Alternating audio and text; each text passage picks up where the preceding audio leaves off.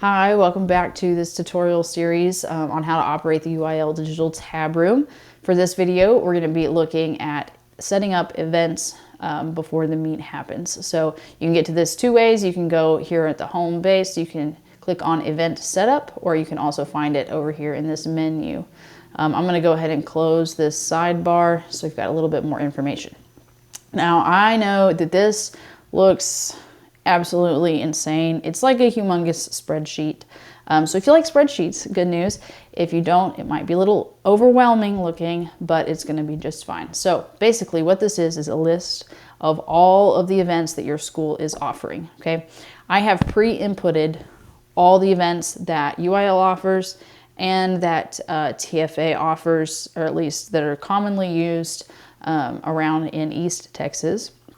So I've listed all of those, and right now they're all checked as being offered. If there is some event you are not offering, you can just uncheck that box and it's going to disappear.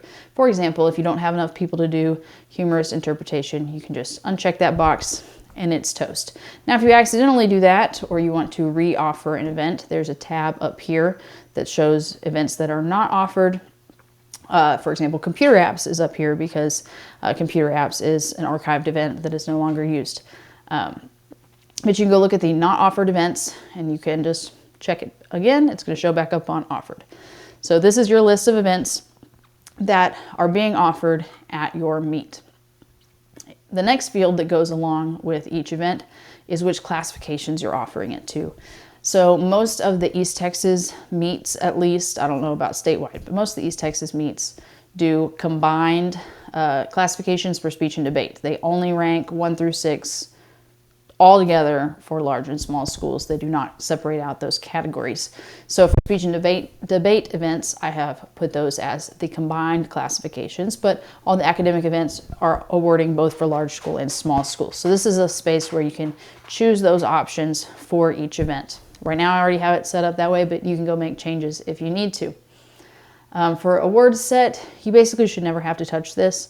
It's just if you make a new event, you might need to, but I don't know of anybody that's going to be needing to make new events. Basically, this is a set of awards that is automatically created whenever you make a new event. So it's going to make a set of blank results that you can just go fill in later. For example, for number sense, it says standard individual plus team. That means for each classification, it's going to create results 1 through 6 for individual and first and second team, because that's what standard individual and team awards. So it just automatically creates those blank for you to fill in later. CX is different. CX has a specific set of awards. Science is different. Science has a specific set of awards. So whichever set of awards is used is listed here, but it's not really something that you should have to mess with ever. Next up, we have type. Each of these events has a category or multiple categories it falls under. For example, the vast majority of these are recognized by UIL, and therefore they're going to earn UIL points, and those are going to funnel into a UIL leaderboard. Things that are journalism also are going to funnel into a journalism specific leaderboard. That way we can award journalism team points in the end.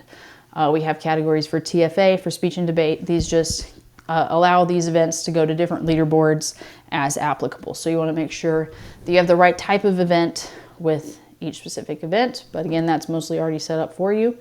Then we have date time. The meet that I am making this tutorial for is on November 1st, so I have November 1st for all of those, but you can change the date if it's a different date. And then we also have a time. So for example, number sense starts at 8:10.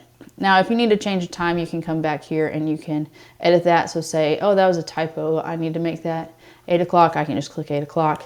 If I want to put it back to 8:10, and put it back to 8:10. Okay, so you can edit your schedule right here to make sure that everything is displayed properly, because this is going to show up on your public-facing website with these exact times. So you want to make sure they're all correct. You can also list room numbers here. If you need to change your room number, it's going to be in this column. You can change grading information, because all this stuff is going to show up on the public website where people can see it. This is where people are going to get their information from in a different interface, but it's going to be this information.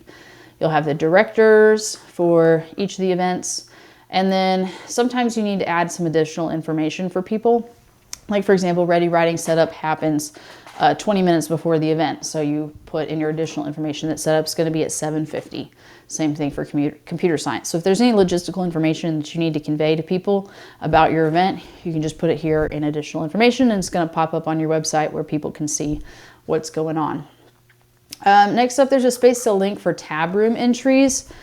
I have not done that for this specific setup yet, but basically you can go to the tab room website, which most UIL schools use for registrations, and you can go link to the actual list of students registered. That way, when you're getting results, you can click on this and see that list, because sometimes I know people write in wacky handwriting, or they write in really loopy cursive that you can't quite see spelling on. If you need to look up spelling for somebody's name, you can go look it up in here. Again, that's just something that's kind of nice to have. You do not have to do it, and it should already be set up for you if I'm doing it for you.